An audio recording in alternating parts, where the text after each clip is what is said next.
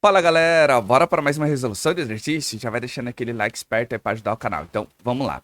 Duplicando a pressão suportada pela mistura gasosa em equilíbrio representada pela seguinte equação. Então, tá vendo que nós temos aqui, ó, 1 mol de H2, que é o nosso gás hidrogênio, e ele se quebra em 2 mols de hidrogênio atômico. Então, eu tenho aqui, ó, H2 e quebrou. Então, eu tenho dois átomos, tá? 2 mols de átomos de hidrogênio.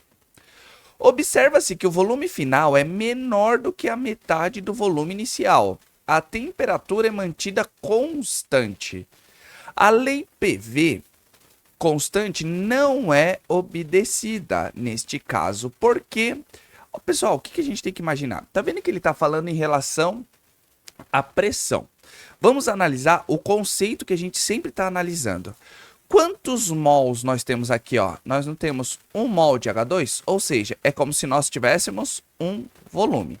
Tá vendo que aqui eu tenho 2 hidrogênios? É como se eu tivesse 2 volumes aqui. Então, o que a gente tem que verificar? Tá vendo que quando aumenta a pressão, no caso a gente duplica a pressão e observou-se que o volume final é menor do que a metade do volume inicial. O que acontece em relação a isso daqui, pessoal?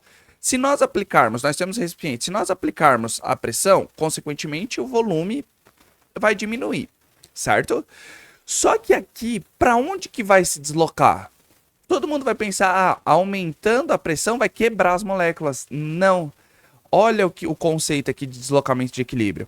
Quanto a gente aumenta a pressão, sempre vai deslocar para o lado que tiver menor quantidade de gás. Ou seja, ele vai voltar a ser reagente aqui. Porque, ó, no produto, quando eu tenho hidrogênio atômico, eu tenho 2 volumes de gás. Ou seja, 2 mols de gás, que é a mesma coisa. Enquanto o gás hidrogênio, que é H2, eu só tenho um volume.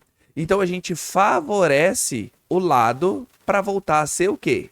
Reagente, tá certo? Ele tem que voltar a ser reagente. Tá legal? Então a gente tem que ficar muito ligado com isso daqui. A gente não pode ter essa noção de fazer besteira aqui. Porque, sim, é um pouco confuso. A primeira vez quando você lê, te gera um pouquinho de dificuldade. Mas vamos lá. Então vamos ler as alternativas e discutindo elas. A. Com o aumento da pressão, forma-se mais hidrogênio atômico a partir de H2? Não, é ao contrário, forma-se mais H2 a partir do hidrogênio atômico, por conta do volume, tá bom? Então a A é falsa. B. Essa lei não se aplica a gases de moléculas monatômicas? Claro que aplica.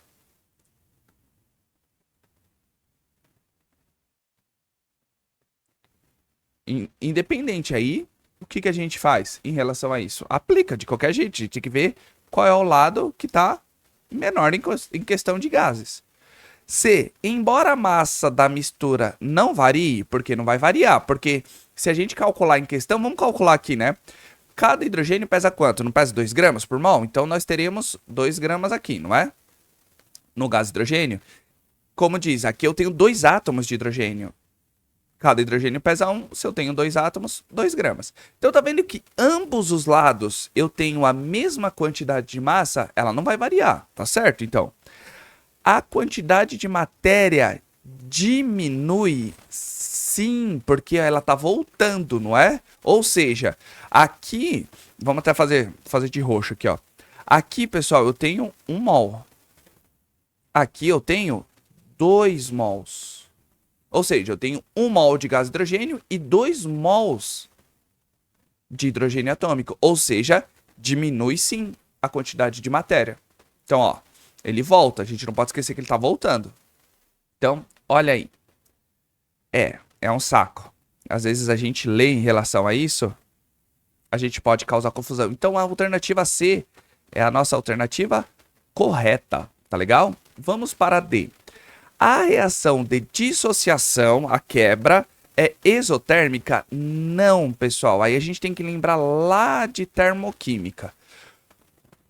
Toda molécula que se quebra, se dissocia, nesse caso, sempre vai ser endotérmica. Ela tem que absorver energia para quebrar. Então, por isso que quando a gente está falando de energia de ligação, toda variação de entalpia lá vai ser positiva. Toda. Então, ou seja, para quebrar, absorve energia e quebra. Quando volta, né, ele se rearranja e forma uma molécula de novo, ele libera essa energia. Então, entenderam? Então, é outro conceito aqui. Tá legal? E a constante de equilíbrio é muito pequena, independente, pessoal. Isso não vai interferir em relação se a constante de equilíbrio é pequena ou baixa, tá? Mas assim, a constante de equilíbrio, pelo jeito, parece ser alta. Também, ele não tá fornecendo aqui, mas independe disso. Não depende disso, tá legal? Então, fica aqui mais um exercício, tá? Bem, extremamente conceitual do ITA, né? Para variar, a gente tem que utilizar vários conceitos numa questão só. Tá certo, pessoal? Então, se você chegou aqui, ó, hashtag deslocamento de equilíbrio para colocar aí nos comentários e isso engaja bastante o vídeo. Se tiver alguma dúvida, pausa, volta um pouquinho, pega a explicação novamente, tá? Eu vou ouvir bastante conceitos aí para fazer a explicação. Se tiver com dúvida, coloca nos comentários aí também, que assim que eu visualizar, eu já tiro dúvida de vocês, tá certo? E eu tenho que agradecer todo o apoio e todo o carinho. Vocês estão curtindo, compartilhando e comentando. Isso é muito, muito, muito, muito, muito importante. Tá bom, pessoal? Conto com o apoio de vocês. E se vocês quiserem também que eu grave algum vídeo diferente, não só de resolução, uma série, uma curiosidade, dicas, do que for, coloca aí nos comentários, pessoal. Assim, eu já verifico a viabilidade de gravar esses vídeos para vocês, tá certo? Então, conto com o apoio de vocês. Aquele abraço, valeu!